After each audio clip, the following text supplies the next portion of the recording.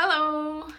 We are fast approaching the new year, and although I think that this is an awesome, important thing to do year-round, it's a super cool thing to focus on just before you jump into 2017, and it's basically knowing how you want to feel.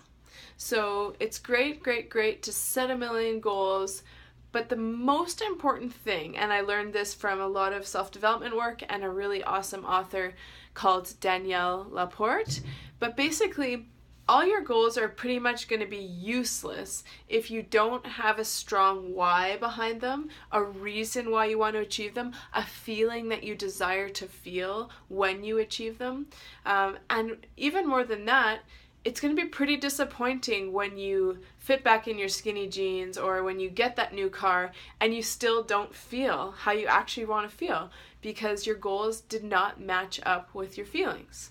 So I'll explain it a little bit more, but basically think about how do you not want to feel is a really good way to start.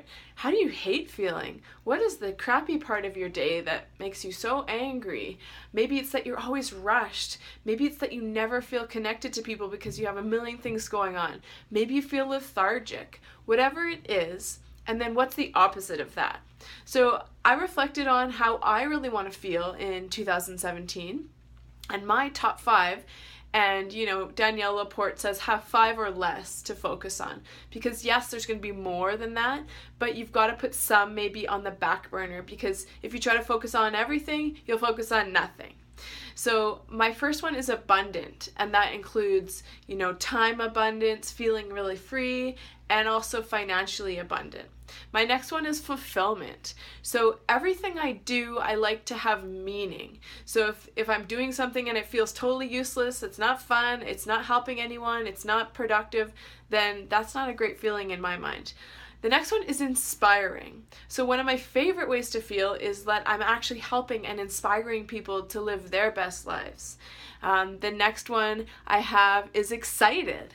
Most of the time when I make decisions, I ask myself, is this going to light me up? Is this going to make me feel excited? And I had to look at my last one because I forgot it, but it's an important one. Present. So I'm working on that. I'm working on being in the moment. For most of my life, I've rushed. I'd be doing one thing and I'd be thinking about the next thing. Even when Kennedy was born, I had a really hard time connecting with her. For the first 5 months, I can't even remember them because I was so busy with work. I was breastfeeding as I was talking on the phone, as I was writing emails, and I don't want to feel like that ever again. So present is another big feeling for me. So what I encourage you to do is just take 10 minutes for yourself. And instead of writing resolutions or goals for this year, write how you want to feel. And then take it to the next level, and then for each of those 5 feelings, or maybe you only have 3, one thing you can do right now that's going to make you feel that way, and do it, and just start to get the ball rolling. It could be the tiniest thing. I want to feel abundant with money, so I'm going to treat myself to something and be proud that I have money to afford it. That's a small thing, but it generates positive momentum. I want to feel present, so I'm going to meditate right now just for 5 minutes to help me bring me back into my body, whatever it is. But that's a really concrete way to just start setting goals that are way more meaningful than just losing 5 pounds or fitting into skinny jeans or making more money. How do you want to feel? Because maybe buying that big house is actually going to make you feel the opposite of how you want to feel. And a lot of people realize that. They've got all these material goals, but none of it really matters because it's actually going to get them further from their core desired feelings. So think about that.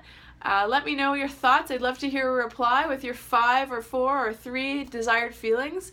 I'd love to hear what yours are because that's a really big part of what lights me up is getting to know other people and what makes you tick. And I find it fascinating because out of everybody that I send this video to, nobody will have the same exact list, and I think that's what makes life so interesting.